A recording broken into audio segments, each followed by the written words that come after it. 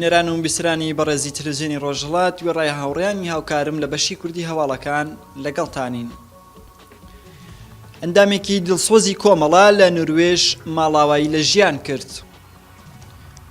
سەلاح سەفەری ساڵی 1364 هەتاوی لە داوێندا دەخورشید و کاک مەحموود لە ئاوایی سێفژوور و لە ناوچەی مەریوان چاوی بەژین هەڵێنا.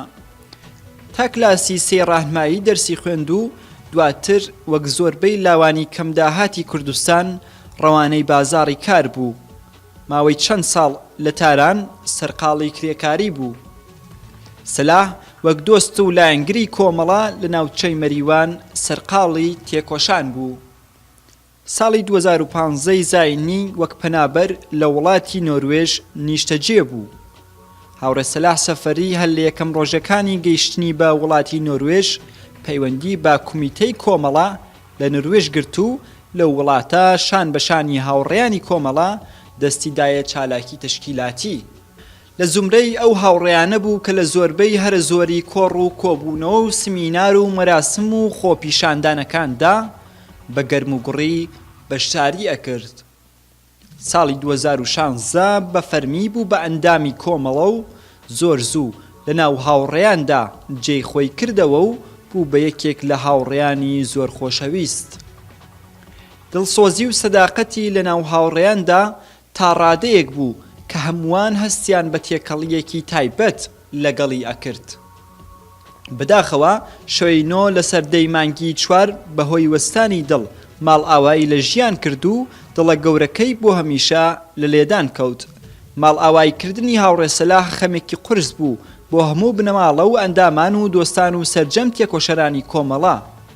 بە ناوی کومیتەی کۆمەڵە و هەموو کادر و ئەندامان و دۆستانی کۆمەڵە لە نۆروێژ پرسە و هاوخەمی خۆمان لەگەڵ بنەماڵەی هاوڕێ سەلاح و سەرجەم هاوڕێیانی کۆمەڵە دەرئەبڕین و خۆمان بە خاوەن خەم ئەزانین.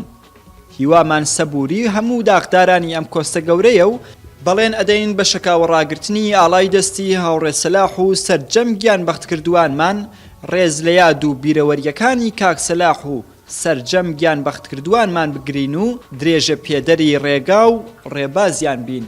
کۆمەڵەی شۆڕژگەری زەحمەتکێشانی کوردستان ئێران کومیتەی نۆروێژ. بەپێی هەواڵێکە بەناوەندی هەواڵی ڕۆژهەڵات گەیشتووە، ڕۆژی چوارشەمە 21 خاکەلێوە تەرمی ژنێک لە کنار ڕووباری سەمیرە لە گوندی سەرچەم هیلانی سەر بە کرمانشان دۆزرایەوە. تا ئێستا ناسنامەی ئەو ژنە ئاشکرا نەکراوە و نەناسراوە و هۆکاری مەرگەکەیشی ئاشکرا نەبووە. جێگەی ئاماژەیە لە چەند ڕۆژی ڕابردوودا ئەمە دووهەمین تەرمە کە لە لێوار ئەم ڕووبارەدا دەدۆزرێتەوە. بەپێی هەواڵەکان بەهۆی کەوتنە خوارەوەی کۆپتەرێکی سەربازی لە بەرزایەکانی نزیک سیلوانای ورمێ لە ڕۆژی چوارشەممە 21 خاکەلێوە یەک کەس گیانی لەدەستداوە و کەسێکیش بریندار بووە. هەواڵنێرێ دەوڵەتیەکان ئەم هەواڵەیان پشتڕاست کردووەتەوە و ڕایانگەیاندووە بەهۆی خراپی کەش و هەواوە ئەم کۆپتەرە سەربازیە کەوتۆتە خوارەوە. بەپێی ئەو زانیاریانەی دەستی ئاسۆی ڕۆژکەوتون ماوەی چەند ساڵێکە کێشەیەکەیە لە نێوان کارمەندەکانی مخابراتی گوندەکان لەگەڵ ئیدارەی مخابرات. تەنانەت بەم بۆنەوە چەندین جار کارمەندەکانی مخابرات ناڕەزایەتیان دەربڕیوە و لە بەردەم مەجلیسی کۆماری ئیسلامیش کۆبوونەوەیان بووە.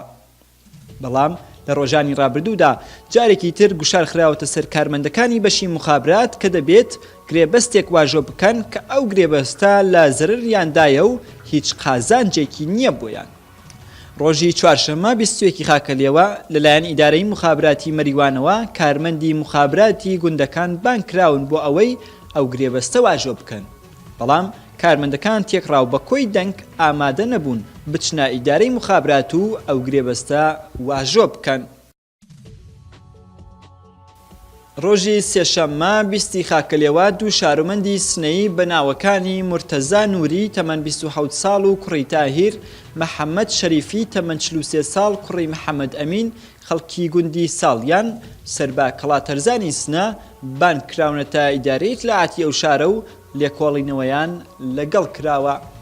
جێگەی ئاماژەیە ئەم دوو شارۆمەندە کوردە بەهۆی بەشداری کردنیان لە ڕێوڕسمی نەورۆز بانکراونە تا ئیتلاعاتی ئەو شارە و دوای 4 کاتژمێر ڕاگرتنیان ئازاد کراون.